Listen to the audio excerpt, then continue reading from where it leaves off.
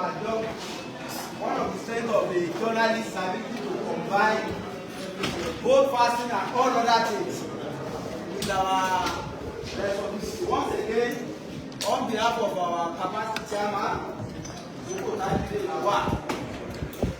I welcome you to this World Press Conference. Yes, it's World Press Conference. Yes, I know the basis of the evidence, and I want you to quote me. And I want to be quoted. So, I will introduce few our leaders at the high table, and I'm going to start from the party chairman, the man that is leading us to fulfill the grace of God. Please, one house. Our chairman, Soko Tajuddin Lawal, Osun State Chairman of APC, round of applause for him. Sitting very close to him is Magaji Kola Olabisi, the Director of Information of Osun APC. Sitting very close to him is our boss, Honorable Kamil Oyedele, former State House of Assembly member and former Special Advisor to immediate past governor on legislative matter. We have Barrister Kaode Odoye, former governorship aspirant. We have Honorable Wasiu Adebayo, former House of Assembly member and former House Committee on Local Government and Chieftaincy Affairs. Sitting very close to him is two-term National Assembly member, Honorable Gavar Ameri from Iwo Federal Constituency.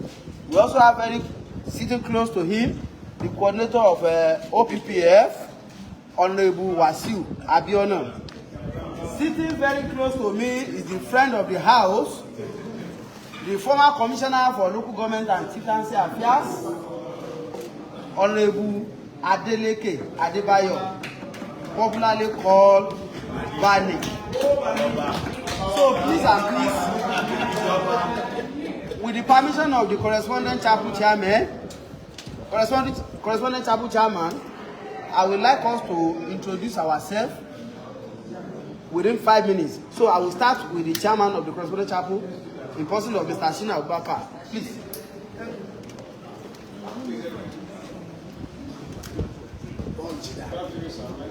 Punch is down there. It's there, yeah. The Nation, Punch, Vanguard. From the right spot, from the right side, we have Dr. Adeleke.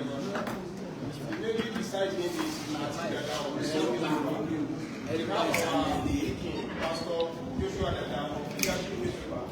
My left hand here is Mr. Sunday of business owner, and the side is Mr. Tobaile of relation newspaper. We also have Mr. Tunde Adeleke, not the Adeleke of electronic newspaper. And we have our own national we have a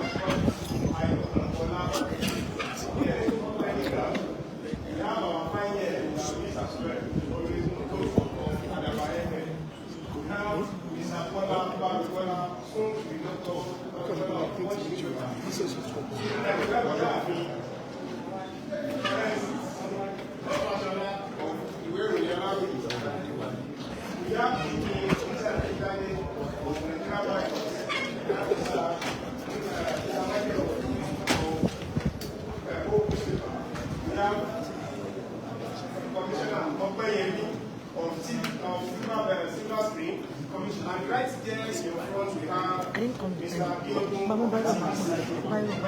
Television Continental. Coming in immediately is Mr. Timothy Abo of the Point newspaper. I believe other colleagues will be joining in as thank you very much. Thank you so much. My name is Teddy Ademola. I want to inform our colleagues as we are now, we are currently live on Unique FM and we are currently live on Rave FM. So with the permission of Mr. Chairman, I will hand over the microphone to the Director of Information and Publicity, Osun All Progressive Congress, Magaji Kola Olabisi, to read the text of our party press conference. You are welcome, sir. A round of applause for Magaji.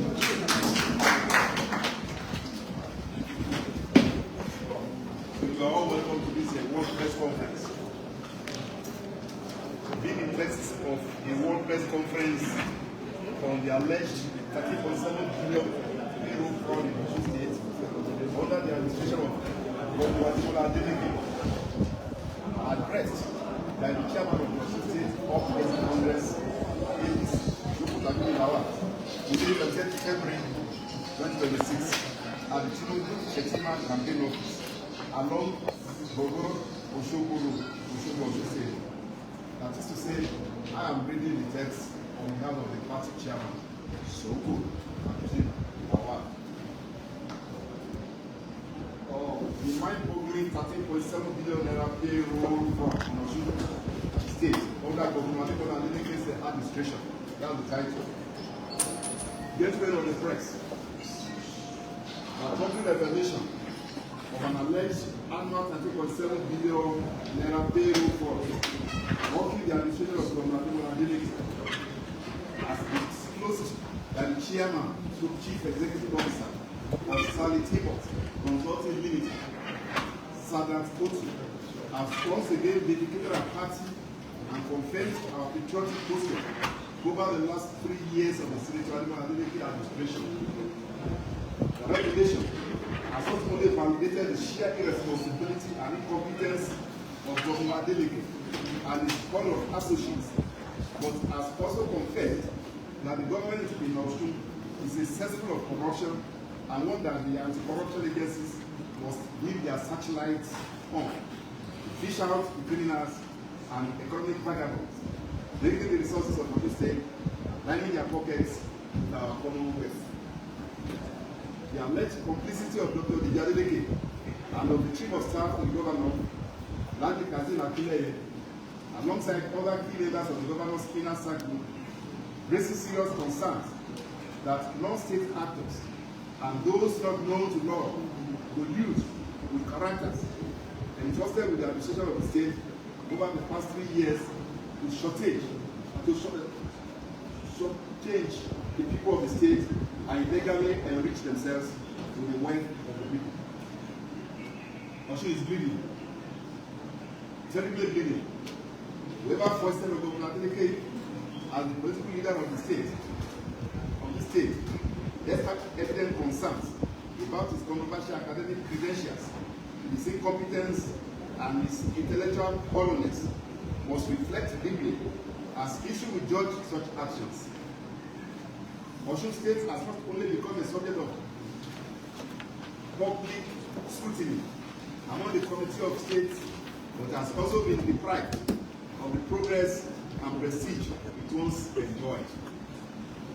It is particularly troubling that the audit findings were reportedly presented to Dr. Adeleke, a member of the Adeleke family, while the elected governor appears sidelined like a troubled mendicant in his oversized knickerbocker. This development raises questions about the structure of authority and accountability within the current administration. One is compelled to ask, what official role does Dr. Adeleke play in the verification of state government documents, especially having publicly stand himself from partisan politics in the past? The people of Osun State deserve clarity on this matter. All the statutory anti-corruption agencies, particularly the Independent Corrupt Practices and Other Related Offences Commission, ICPC, and the Economic and Financial Crimes Commission, EFCC, will thoroughly investigate the alleged payroll fraud and determine the extent of culpability of all individuals involved, especially Dr. Adeleke and Landi Kazim Akinleye. It is alarming that a government of Governor Adeleke, which out of the data and touted lack of finance, sacked teachers and health workers, procedurally and legitimately recruited by the APC government and forced them into labor market, would be so wicked to develop a criminal siphoning scheme where a single individual will receive his bank account salary meant for 5,050 post workers. This raises critical questions. who has been benefiting from this alleged fraudulent payment. Why has decisive action not been taken since the report was reportedly submitted in July 2024? The people of Osun deserve answers as to why the administration has not fully implemented the recommendations of the audit report to halt the alleged fraud. It is further alleged that a civil servant under the current administration has been receiving the salaries of 5,050 government workers monthly. If this claim is accurate and the identity has been uncovered by the audit report, the continued inaction will be indefensible. Why? Despite the identification of individuals with multiple bank accounts linked to payroll irregularities, has no decisive public action been taken.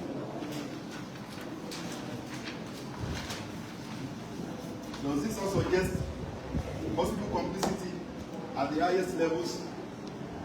Chief of Staff, who reportedly heads the implementation committee on the staff audit report submitted by Sally Tibot Consulting Limited, holds the people of Osun and Nigerians at large a transparent explanation regarding the handling of the findings.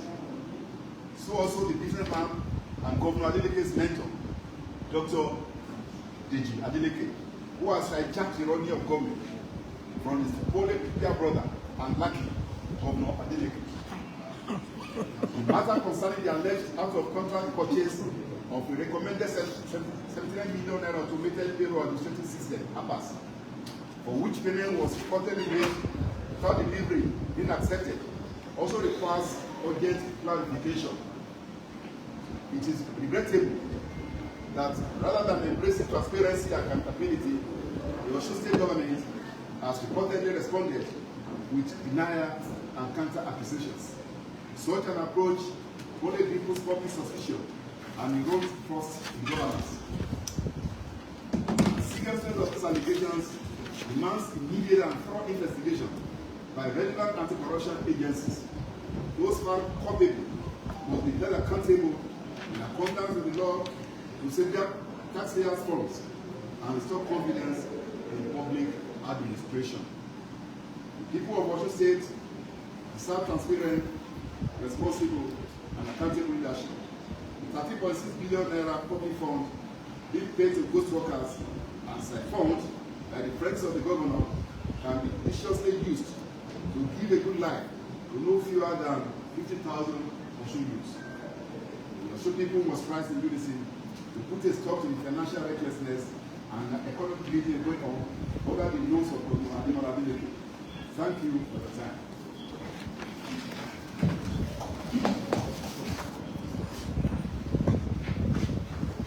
A round of applause for Ademola Olabisi fún àǹfààní àwọn ìyá àti bàbá wa tí wọ́n ń gbọ́ wa ní ilé ní àkókò yìí, pàápàá jùlọ lórí ìkànnì Ref FM àti Unique FM.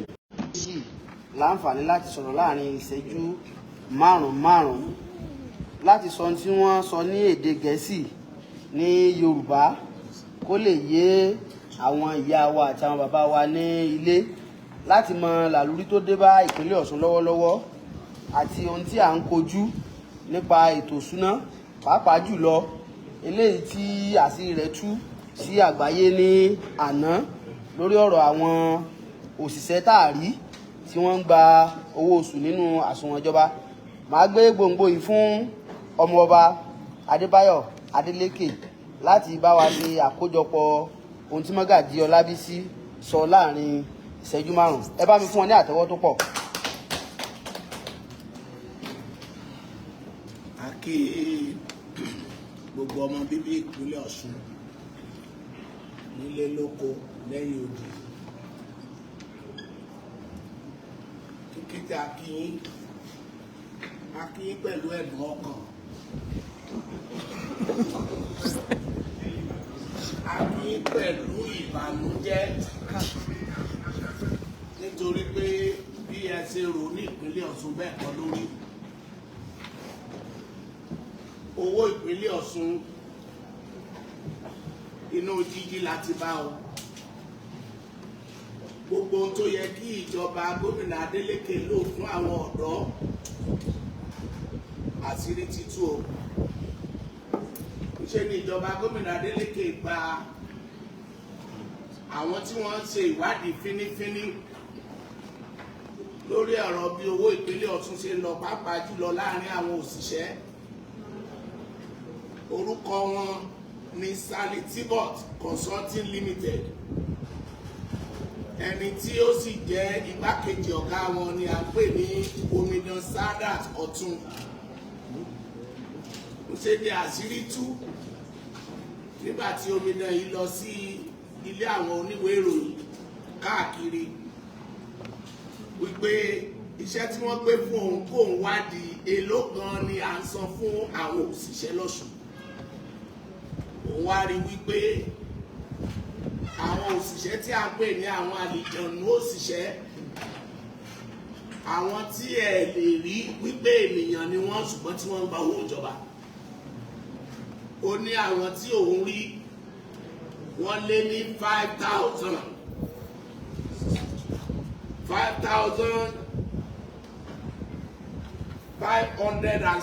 5,615 ní àwọn ènìyàn tí òun rí tí wọ́n ń gba owó ìjọba yìí. Onírírí tí òun rí nìkan kọ́ o.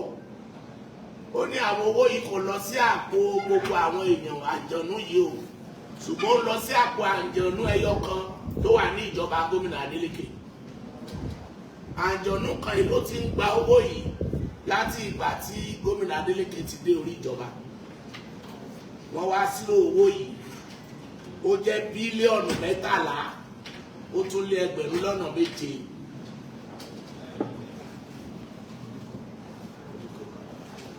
Ó lé ní ọdún kan.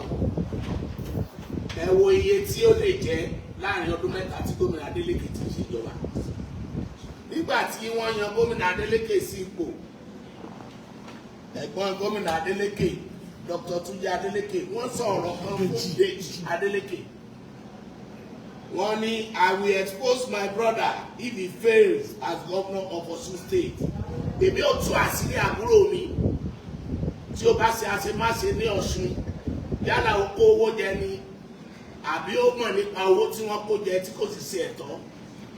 Dr. Deji Adeleke, àsìkò yìí ní fún yín láti tú àṣírí àbúrò yín o. Tí ó bá jẹ́ pé ohun tí ẹ sọ fún àwọn ará ìpínlẹ̀ Ọ̀ṣun ẹ fẹ́ ká bá yín gbọ́.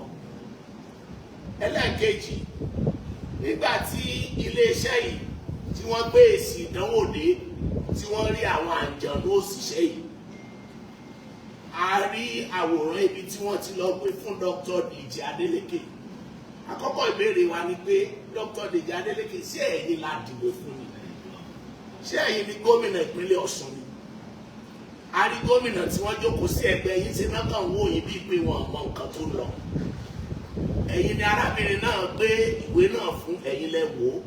Ṣé ẹ̀ka débi pé 5,615 ni àwọn àjọ̀nú òṣìṣẹ́ tó wà lọ́sùn? Tẹ́ bá kà débẹ̀ kí ló dé tẹ́ dákẹ́? Débẹ̀ lẹ máa tú àṣírí àbúrò yín ni. Ẹ lè tú yẹn síta ni. Àwọn yìí ṣàlàyé débi pé àwọn mọ àkáǹtì èèyàn tí wọ́n ń san owó yìí sí. Dr. Deji, ṣé ẹ̀ka débẹ̀ ni? Ẹ ní sọ fún ará ìpínlẹ̀ Ọ̀ṣun pé àkáǹtì ẹni báyìí ni. Ṣé ohun tí ẹ mú àbúrò yín wá ṣe nìyí? Ẹ̀yin sọ fún wa pé ẹ bá wọn dá sí ìjọba. Ẹni oníṣòwò ni tá a sì mọ̀ yín sí oníṣòwò gbajúgbajà. Ṣùgbọ́n àṣírí tú pé ẹ ń ṣe ìjọba o.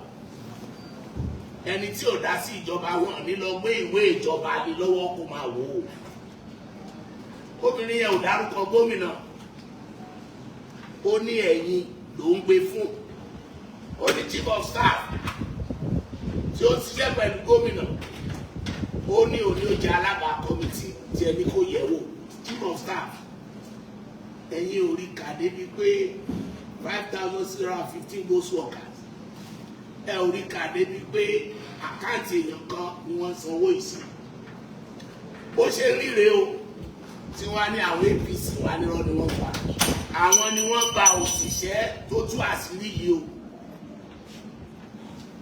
Adẹ̀túrí wọn ní ghost worker ó ti wà tipẹ́, tó bá ti wà tipẹ́, ebe yìí lẹ ṣèwádìí. tó jáde nínú èsì ìwádìí dandan ni fún yín Dr. Deji Adeleke àti chief of staff nítorí pé wọ́n àti ẹ̀ dárúkọ gómìnà tó fi hàn á wípé gómìnà yóò tiẹ̀ mọ̀ tó ń lọ torí wọ́n dárúkọ gómìnà ṣùgbọ́n kò sí mọ́ ṣe máa perí ajá tí wọ́n ní perí ìkòkò tí wọ́n fi ṣe é gómìnà Adeleke ọ̀rọ̀ yín gba kẹfìwé lẹ̀ kẹ bẹ́ẹ̀ ṣe mọ́ o ọ̀rọ̀ yín gba kẹfìwé lẹ̀ ìtìjú tẹ̀ kó bá sùn yìí ó ti dojú ẹ̀ ẹ wá ìdí ibi tí 13.7 billion wà o gómìnà Adeleke àwọn òṣìṣẹ́ ghost worker yìí ẹ gbé orúkọ wọn síta o kí gbogbo aráyé rí o gbàwo náà gbà wọ́n gbóná tí ń ṣiṣẹ́ gbogbo ẹ̀ ní ẹni tí ẹ gbà ṣiṣẹ́ kó ṣèwádìí gbogbo ẹ̀ ló sọ fún yín o ẹ tú síta o gómìnà Adeleke ẹni tí owó yìí wọnú àkáǹtì ẹ̀ láìpẹ́ láì jìnnà láì jẹ́ pé ẹ̀ ń sá káàkiri ẹ dá orúkọ ẹni náà síta o àtìlẹ̀ tún gbọ́ pé èyí tí ẹ fi máa kọjú sáwọn ọmọ ìpínlẹ̀ Ọ̀ṣun kí ẹ ṣàlàyé fún wọn pé tó kíní yóò yé wa mọ́ ó ti dàrú o lóòótọ́ ni owó ìwà ní ọwọ́ èèyàn kan o mo fìwé lẹ̀ o mo ṣe náà lẹ̀ sá káàkiri báyìí o ẹ̀ ń wá bí tẹ́ ẹ ti fẹ́ di eléyìí ò lè ṣe é dí àwọn ìpínlẹ̀ Ọ̀ṣun ń béèrè tí ẹ bá gbàgbé ẹ̀yin oníròyìn ní àsìkò kan wọ́n ní àwọn fẹ́ ṣe ìgbésẹ̀ kejì fún àwọn ọ̀nà tí àwọn fẹ́ ṣe ní Ọ̀ṣun wọ́n fi owó síwájú nǹkan tí wọ́n fẹ́ ṣe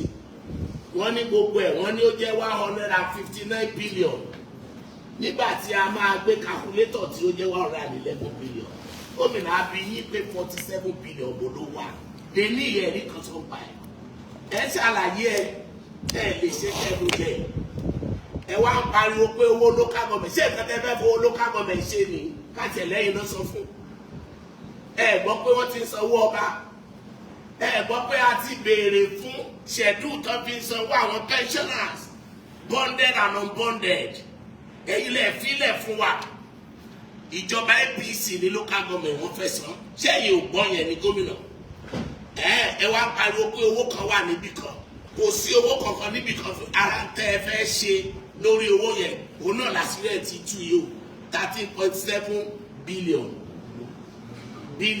ní ọdún kan gómìnà ẹ ṣàánú ìpínlẹ̀ Ọ̀ṣun ní ọdún kan níbi tí ẹ ti rí owó san fún pensioners ní ọdún kan tẹ́tí pariwo owó local government ẹ ṣàánú wa o kódà ká má ti wí ní tí ẹ bá yanjú ọ̀rọ̀ kẹ́ jáde láàrin ọjọ́ mẹ́ta sísìn ó lè ní wọ́n máa wá kele lórí nípínlẹ̀ Ọ̀ṣun ẹ máa lọ wọ́n máa pariwo lè torí pé ẹ̀yin lẹ gba òṣìṣẹ́ yìí Ọlọ́run ló bá wa dàárí irú ló jẹ́ ká sì rí ìtú Ọlọ́run ló dá irú fún wa Ọlọ́run ò dẹ̀ ní jẹ́ kó tó torí ọ̀pọ̀lọpọ̀ àṣírí náà ló tún wà ń bẹ̀ tó sì máa tú mo kí arákùnrin Ọ̀ṣun ẹ kú àsìkò yìí ẹ bá wa pé Dr. Deji Adeleke o ẹni kí wọ́n wá mú tí wọ́n gbélé wa lọ́wọ́ tí wọ́n ní tó bá ti ṣèjọba báṣubàṣu àwọn làwọn máa kọ́kọ́ pé EFCC Dr. Deji ẹjẹ́ á máa rí kẹ́ máa kọ lẹ́tà petition sí EFCC ICPC gbogbo ibi tó yẹ kẹ́ kọ́ sí ni kẹ́ kọ́ sí o ẹni tó bá yẹ kó sí ẹ̀wọ̀n ẹ jẹ́ kó lọ ẹ̀wọ̀n o Ọlọ́run àṣàánú wa lọ́sùn ẹ kó àmúmọ́ra. ẹ bá mi fún wọn ní àtẹ́wọ́ ẹ bá mi fún wọn ní àtẹ́wọ́ láì fi àkókò sọ̀rọ̀ á pè ọ̀nàrẹ́bù Kamilu Oyèdélé àwọn náà ti jẹ́ ọmọlẹ́gbìmọ̀ aṣòfin fún ìgbà mẹ́ta ọ̀tọ̀ọ̀tọ̀ wọ́n sì mọ̀ nípa ètò ìṣúná wọ́n ti jẹ́ alága ìgbìmọ̀ alábẹ́sẹ́kẹ́lé ilé-ìgbìmọ̀ aṣòfin lórí ọ̀rọ̀ ètò ìṣúná àti owó aráàlú àáfọ̀ àwọn náà ní àǹfààní láti ṣàlàyé kó yé àwọn aráalé ní Yorùbá ẹ bá mi fún ọ̀nàrẹ́bù Kamilu Oyèdélé ní àtẹ́wọ́.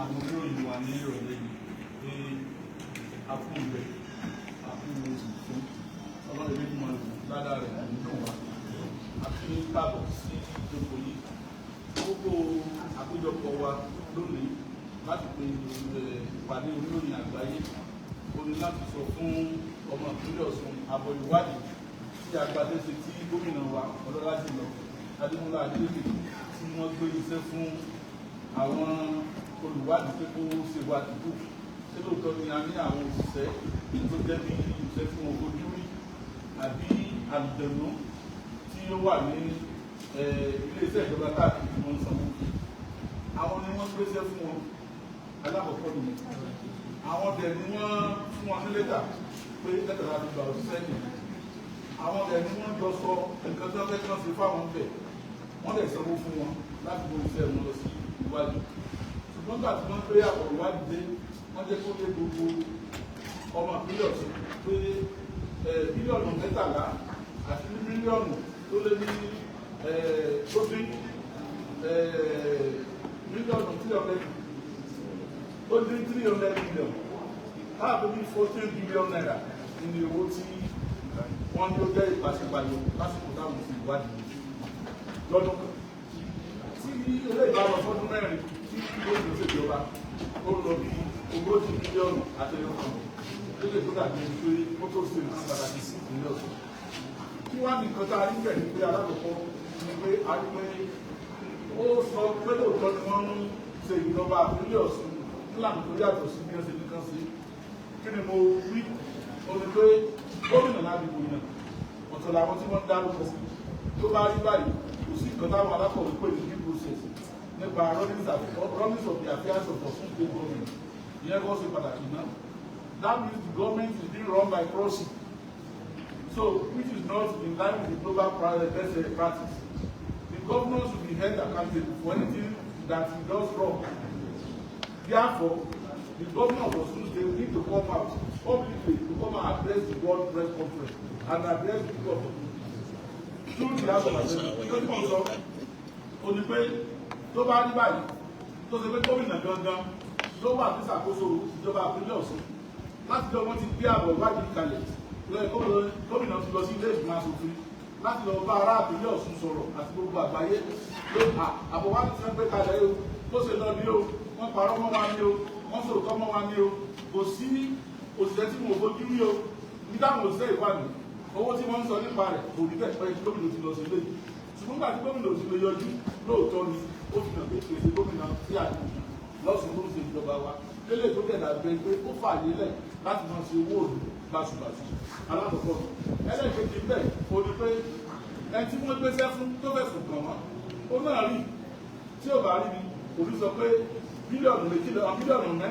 tó dín díẹ̀ ni ló sọnù tí wọ́n àlàfo ìṣèjọ sọ́wọ́ òṣìṣẹ́ ni báwo wọ́n fi ń sanwó òṣìṣẹ́ ó tó di pé gómìnà dé àwọn kan ni wọ́n gbà tẹ́lẹ̀tẹ́lẹ̀ nípínlẹ̀ Ọ̀ṣun tí wọ́n pè wọ́n ní káà láyé ìjọba bàbá Oyètọ́lá wọ́n gbà wọn náà láyé ìjọba Arẹ́gbẹ́ṣọlá wọ́n gbà wọn náà láyé ìjọba gómìnà Oyètọ́lá orí gómìnà mẹ́ta ní bá ṣèjọba nígbà tí mo ṣiṣẹ́ ní ilé ìgbìmọ̀ aṣòfin àbẹ̀rẹ̀ pé àwọn yìí wọ́n ń ṣiṣẹ́ pẹ̀lú àwọn òṣìṣẹ́ pẹ̀lú ọ́fíìsì àgbàlá general àti ọ́fíìsì commissioner of finance làwọn tó ń bá wọn tó ń gbà yìí so wọ́n ń wòwe wọn lóòrèkóòrè bọ̀tà ní ìwò lásìkò chief of staff náà ní ìwò chief of staff ó mọ̀ nípa àti owó ṣé kò sí àgbà general ní state wọn lára wọn yìí ṣe ń ṣe ètò ìsanwó Ọ̀ṣun aníwọ̀n rẹ̀ fún lónìí so àwọn ọ̀bẹ́rẹ̀ tó dàbí pé ó yẹ ká bèèrè lọ́wọ́ wọn ni tí mo bá ti bá ẹgbẹ́ èdè dàbò ṣé mi rò ní pé gẹ́gẹ́ tí ẹni tó ka àpilẹ̀kọ lónìí sọ pé àwọn tó ń ṣèwádìí ìdánwò ìjọba báṣubàṣu ó yẹ kí wọ́n bá àbẹ̀rẹ̀ ta ló ń parọ́ mọ́ àbẹ̀rẹ̀ ṣé ìjọba ìpínlẹ̀ Ọ̀ṣun ni àbí kọ̀ọ̀sán táàmù tí wọ́n ń gbé iṣẹ́ ìfì bẹ́ẹ̀ ni torí pé kí máa fi parí sí ìta pé àwọn owó tí ó sọnù yìí tọ́láwò ìṣèjọba Ademola Adeleke a rí pé ó pọ̀ ní sábà kan ìlú ẹ̀dẹ́ nìkan ni wọ́n tún sí ẹni náà àárọ̀ sọ ní o ṣùgbọ́n tí wọ́n jẹ́ fún èmi ni àfojúsùn lèmi pé káàbò pé ẹ ti ẹ̀mú kan náà ní central ẹ̀mú kan náà ní east bóyá ìfẹ̀lẹ́ ẹ̀mú bẹ́ẹ̀ lẹ́bà sílẹ̀ ti ṣẹlẹ̀ lẹ́bù ṣògbọ́n náà lẹ́bà sílẹ̀ ti ṣẹlẹ̀ Òṣogbo iná àṣẹlẹ̀ náà bẹ́ẹ̀ a sì mọ̀ pé nǹkan yìí ó lọ lẹ́sẹ̀ ṣùgbọ́n ọ̀kan kékeré nínú àwọn ìpàsípààyè fún ọ̀sẹ̀ ìdarí nípa owó oṣù bẹ́ẹ̀ náà ló lọ bí níbi iṣẹ́ òde tí wọ́n ṣe lórí ẹ̀ bá láwọn sí òde tí wọ́n ṣe tó ṣe tí wọ́n fi kórìíra ìjọba tó wà lóde kò sẹ́ni tó yẹ sẹ́wọ̀ àwọn sẹ́yìn tí wọ́n ń ṣe àtọ́sí pé wọ́n ń gbé jáde lọ́nà tí ò tọ́ àtọ́sí pé kọ̀ǹtrátọ̀ tí wọ́n ń gbéṣẹ́ fún kìí ṣe akọ́ṣẹ́mọṣẹ́ onípa ẹgbẹ́ pé iṣẹ́ òde fún tẹ́gbẹ́ kọ́ńtrátì fún kí èyí ṣe kọ̀ǹtrátọ̀ tó qualify tó ṣe fọ́mọdé ìgbìmọ̀ aṣòfin náà ní lóòótọ́ sọ pé ó ti kúrò bẹ́ẹ̀ ṣùgbọ́n ìyàwó àtọmọ ẹ̀ ló wà bẹ́ẹ̀ ó ní pé this money laundry náà tó wà bẹ́ẹ̀ tó kí EFCC àti IPC tó bá yẹ̀wò nípínlẹ̀ Ọ̀ṣun ṣé kò ní sí ìdàgbàsọ̀ bẹ́ẹ̀ tó wọ́n ń gbó wa jásí òfò níbẹ̀ níbo ṣe pé à ń ṣe mọ́ à ń kó oúnjẹ fún ara láàrin ara náà so ọ̀kan péré nìyẹn ó yẹ káwò a sì ní pé kíní ìlú àfẹ́ ti ètò ẹ̀kọ́ wa ó àfẹ́ ti ètò àwọn ọ̀dọ́ ìlera ló àfẹ́ tiẹ̀ náà torí àwọn iye sùn ló wà lọ́sùn àwọn ilé ìtàwọn ìjọba tó lọ sẹ́yìn tó ti tún sí àwọn ètí àwọn ilé ìwòsàn ẹ̀kọ́ ọ̀hún rárá a sì mọ iye òṣìṣẹ́ tó yẹ kó wà bẹ́ẹ̀ tí òṣìṣẹ́ bẹ́ẹ̀ àwọn ìjọba tó lọ mú òṣìṣẹ́ àwọn ilé ìgbà dúró bẹ́ẹ̀ náà títà náà wọ́n gbà wọ́n dá wọn dúró fún ọgbà títà kan sí ìsirà so eléyìí pè fún kí gbogbo ará Ọ̀ṣun náà jọ rò pé ìjọba tó ń tẹ̀ ń ṣe yìí ìjọ́òtọ́ ni wọ́n ń ṣe ni àti wọ́n kàn ń parọ́ fún wa tó bá gbé wọ́n ń parọ́ fún wa ní ara rọ̀ wọn náà lé yìí tó bá tún ṣe ó wọ́n ń parọ́ fún wa ara rọ̀ wọn náà ní ọ̀nà tí wọ́n ń ṣe tí ò kárí tó bá ti gbéró náà tún ní náà títà tí wọ́n dá lówó tí mo gbà yóò sì gbowó lọ́wọ́ àtúntà pé ọyá ìjọba wa akẹ́kọ̀ọ́ àìsíṣẹ́ tí mo sì fún ọ̀ṣẹ́ òní tó bá wá ń gbà ìlọ láàrin ọdún mẹ́rin ẹ wo owó tó ti ṣòfò tó ti bọ́ sápò àwọn olúkálùkù ní ìpínlẹ̀ Ọ̀ṣun jẹ́ nígbà ara rẹ̀ ìpínlẹ̀ Ọ̀ṣun láti kò dáa wáyé ìpínlẹ̀ tí gbogbo wa sáré pa abẹ́ gbà ní tọ́lọ́run sì fi wà lọ́wọ́ báwo la ṣe wá ń lò pẹ̀lú àwọn akẹgbẹ́ ìpínlẹ̀ tí ń lọ lágbà náà so ó pè fún àpérò ẹ̀yin bàbá wa lọ́balọ́ba ẹ̀yin bàbá wa nítorí ẹ̀yin ọ̀tọ̀ olùtẹ́ dá sí ọ̀rọ̀ bá ti gbà ìpínlẹ̀ Ọ̀ṣun tẹ́ bá wà láyé ẹ mọ́ sùn òkú àwọn ọ̀dọ́ tí kò lẹ́yìn wọ́ ọ̀la ẹ sọ̀rọ̀ jáde nísì torí bí ọjọ́ ọ̀la ti ní ni wọ́n ń lò mọ́ ti wọ̀n àdúpẹ́ lọ́wọ́ ìpínlẹ̀ sí. ẹ bá mi fún wọn ní àtẹ́wọ́ lọ́pọ̀lọpọ̀ ní àìfi àkókò ṣòfò a fi àyè lẹ̀ fún ìbéèrè mẹ́ta àbí mẹ́rin yóò wù mí pé ẹni tó bá ní ìbéèrè yálà ní èdè Gẹ̀ẹ́sì àbí ní èdè Yorùbá kó nawọ́ sókè. Tọ́ba Adédèjì of the Nation newspaper, you are welcome. A round of applause for him. Come and ask your question.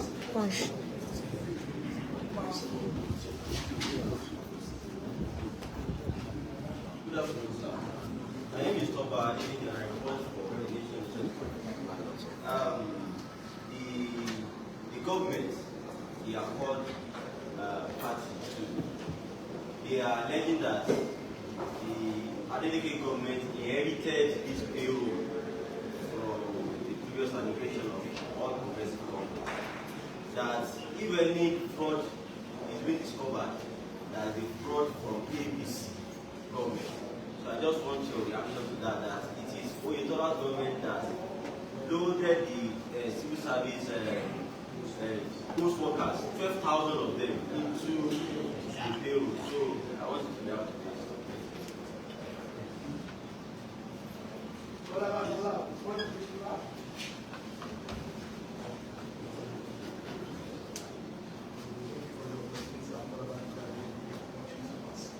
Well, the state government in its reaction to the allegations raised the issue by consultants, said the APC is working with consultants to harass and they say APC is working with consultants to harass the people. I want to ask, is there anything between you and consultants? Because they seem to have firm grip on that narrative that you as a party, you are the one sponsoring the woman to harass the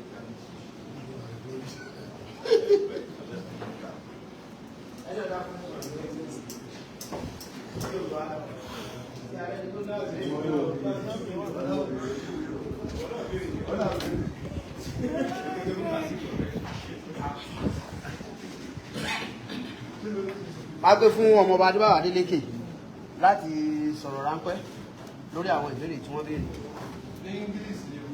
Léèbó, well, I want to respond to the question from Mr. Toba from the Nation newspaper. And the question was that Governor Adeleke's administration inherited this payroll problem from the previous administration. I would say no, that is not true. And that's another thing that will make you know that this administration is actually built and based on false, wrong accusation and an attempt for them to escape justice all the time. On November 28, 2022, the same The Nation published a story and quoted Governor Adeleke as saying he has sacked 12,000 workers employed by Governor Ademola. We say no. Governor Ademola employed 1,500 teachers and less than 2,000 health workers. It's not even up to 5,000. So deliberately, he said it was 12,000 because of what is happening now. So they already know that they will inflate it, so that by the time they want to make a presentation to the people, they say, oh, when people are saying, oh, what you are paying is been inflated, they say, no, Oyetola employed 12,000 instead of quoting less than 5,000. That is not the secret, the motive behind it. Then the next question is from the Punch. You want to know our relationship with Tibot, APC, or members of the party has no relationship with that company and the woman whatsoever. The woman presented the report of the investigation to Dr. Adeleke, and you can see the rapport in the picture, the photograph flying around. She even stood behind the three of them. There is cordiality. They are working together. We don't know the woman from Adams. Let them stop lying to the people. As well as this one, this lie cannot fly. They brought the woman. The woman has done her job. Let them implement our recommendation. Let them come out and tell us exactly what the woman did, what they want to do, instead of shifting blames. Previous administration has no relationship with that company. Thank you. Okay, Ademola, let me see. Yeah.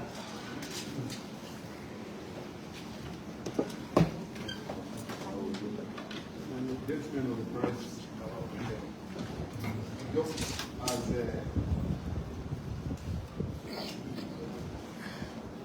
Panica said, that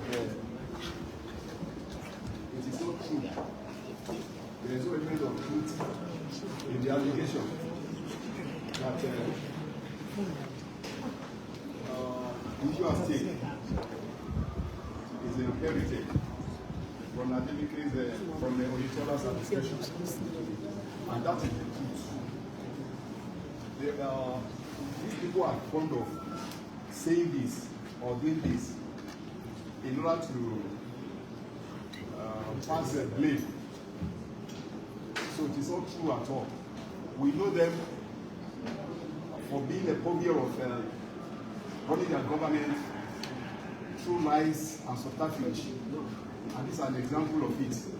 So it should be discountenanced. There is no element of truth in it. And the other one that the Adeleke government is alleging the APC of colluding with the consultant. We know there is nobody among us, among the APC in Osun State, whatsoever, that has a rapport that knows that this is a woman they are talking about. So it is a ranting, which should be disregarded. We don't know her. The woman was the company which the woman heads was just doing its job, and they have done it. She has done it. The woman has done the job. The company has done the job, and they should allow the what she came out of to be implemented. It should be allowed to be implemented. Anything short of that is Bangladesh. So people will rise against it. What we are talking about is the common patrimony of Osun, and we not hesitate to go to any length legally to ensure that this money we are talking about, so it's a retreat from whoever is having the custody of it. Thank you. In Yoruba. Ká tó parí, àwọn ìbéèrè méjì tí wọ́n béèrè yẹn máa gbé fún Honorable Kabiru Edere láti sọ ní Yorùbá kó lè yé àwọn ìyá wa tó wà nílé. Aláròyé. Àròsọ ọ̀rọ̀ ní ìgbésẹ̀ àròsọ ọ̀rọ̀ tí wọ́n sọ orí tí ò bá ní dárò sọ ni ìgbà wo ni wọ́n gbéṣẹ́ fún agbátẹ́ni tó ṣiṣẹ́ lórí ọ̀rọ̀ afẹ́yẹ àwọn òṣìṣẹ́ tó wà lórí ìwé ìjọba ìgbà wo náà gbé fún àsìkò wo ni wọ́n ní kó ṣèwádìí ìgbà wo ni wọ́n ní kó submit report wọn ta ló fún lówó sẹ́bì tó bá wọn fún lówó rí sẹ́bì tó bá wọn gbà síṣẹ́ ni tọ́rọ̀ bá dàrú láàrin ọ̀rẹ́ méjì ẹ ti mọ̀ pé irọ́ ni wọ́n fi bẹ̀rẹ̀ rẹ̀ ìbá ṣe pé lóòótọ́ lọ́wọ́ adé pé APC ló bá gbéṣẹ́ fún tàbí APC ní ìkan ṣe pẹ̀lú rẹ̀ tí wọ́n bá ti pọ̀ láti jọ yìí ẹ wo lórí ọ̀rọ̀ pé agba òṣìṣẹ́ sí iṣẹ́ ẹ̀sẹ̀ tí ọ̀dà kan ni wọ́n fi lé wọn lórí àwọn ọ̀rọ̀ lọ́balọ́ba ẹ̀sẹ̀ tí ọ̀dà kan ni wọ́n fi lé wọn lórí àwọn oríṣiríṣi kan ní tí ò tó bẹ́ẹ̀ nígbà ọ̀yá wọn ní ìjọba àpínlẹ̀ Ọ̀ṣun wọn tó yáwó wọn ní iye báyìí láwọn bá ní abẹ́ bàbá wọlé tó bá ń gbà yẹn wọ́n lọ pàdé pẹ̀lú àwọn lọ́balọ́ba wọn bá wọn sọ̀rọ̀ àwọn lọ́balọ́ba sọ fún ọgbọ́n ìtọ́lá táwọn mọ̀ kò lè ṣerú nǹkan báyìí kí lẹ tó gbọ́n láti gbà náà ọ̀pọ̀lọpọ̀ orúkọ àti báyìí kò bá ti náà fíjà lójoojúmọ́ tó bá ìfẹ́ bá ní pé wọ́n ní pé lóòótọ́ ni 14.1 billion naira láti 30.7 billion ó sọ ọ̀rùn wọn ò wá ti gbé láti jọ yìí owó ti wá òkú tí wọ́n fi so ìtọ́lá láti máa wọ́ kí ẹ̀yìn mọ́tò tó gbogbo Ọ̀ṣun fún mú sílẹ̀ Ọ̀ṣun sẹ́ni wọ́n parọ́ lọ́gbọ́ kó síbí iléeṣẹ́ ìjọba ṣe lọ abẹ́ sọ pé abẹ́ gba ọ̀rọ̀ wọn gbọ́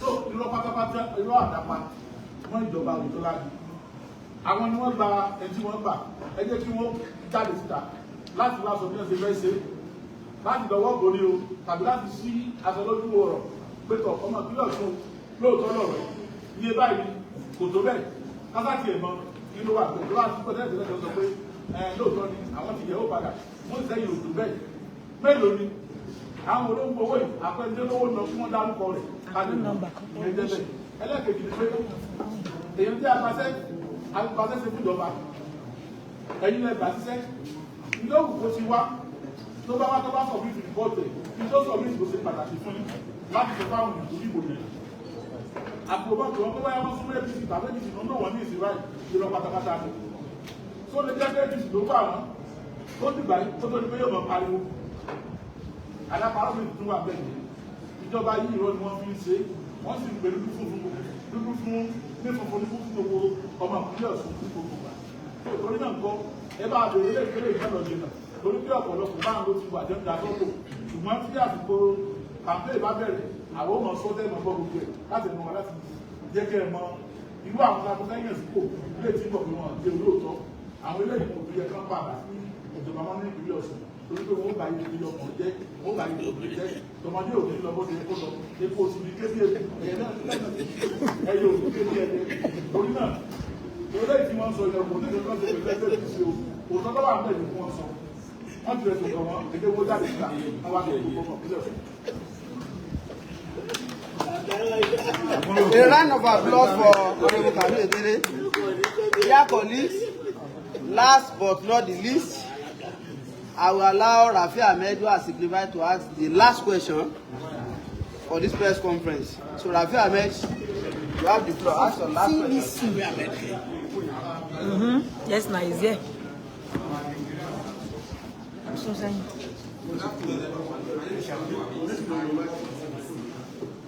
When Monica Adeleke was making his presentation, he mentioned Dr. Adeleke for quite some time, for a number of times. Also, former Commissioner for Local Government and Chieftaincy Affairs, Honorable Adeleke, also mentioned Dr. Adelike's names for a number of times. From who are you expecting a reply? Is it from the state government or from Dr. Adeleke, who is the brother of that's number one. Secondly, what exactly do you want? Do you want the implementation of the report of the audit firm, or tell people exactly what we really want at this stage? Thank you. Okay. Yes. Thank you very much. Somebody just asked why we keep mentioning Dr. Adeleke's name when he's not the governor of the state. But we put it back to you that this issue has actually exposed the real governor of the state. The report was presented to Dr. Adeleke, and the governor was sitting down there as if he's just an errand person around there. So we are mentioning Dr. Adeleke's name because we believe that is the alpha and omega of the report, of the activities of that investigating firm, and how this report is about to be buried. So what we want is this. We want the agency in charge of financial misappropriation to investigate this matter. We want ICPC to come in. We want EFCC to come in. And we want the public to also speak out, because those who are using their account to get the money of ghost workers, I am sure they are also living in Osun. Wherever they are, they need to be exposed. That's exactly what we want. 13.7 billion multiplied by 3, we are talking of 41 billion plus. The money that belongs to poor people in Osun. Dr. Adeleke, you will explain. When we voted for you as the governor of the state, Governor Ademola Adeleke will also explain why he is no more in charge of the state. Dr. Adeleke is culpable on the issue at stake. He has to come out and tell us what he read in that report that was submitted to him. Live. Governor Adeleke himself, we have to show the letter of appointment given to the firm. Because when you wanted to employ the firm to do auditing, you did not call a press conference, you did not make any noise to anybody. We did not even have the information. But when the cat was let loose, you started crying and mentioning Gwega Oyetola. By the grace of God, the former governor of the state, Alhaji Gwega, has become a thorn in your flesh, and he will continue to be a thorn in your flesh because he will continue to stand on the truth and nothing but the truth. Thank you.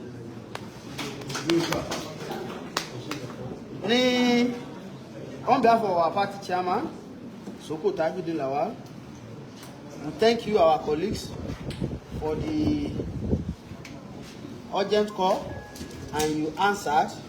We forever be grateful for this. Fáfàní gbogbo àwọn ìwà tó wà ní ilé ní orúkọ alága ẹgbẹ́ wa Alhaji Soko Tajudeen Lawal. Níbí la fi àdàgbà ètò ìpàdé oníròyìn àgbáyé lórí ọ̀rọ̀ tó súyọ. A dúpẹ́ lọ́wọ́ gbogbo àwọn ará ilé tó ń gbọ́ wa. A sì nígbàgbọ́ wípé ọ̀rọ̀ yìí ó ti yé wa yékéyéké. A kú òǹgbẹ o, ẹ ṣé lọ́pọ̀lọpọ̀.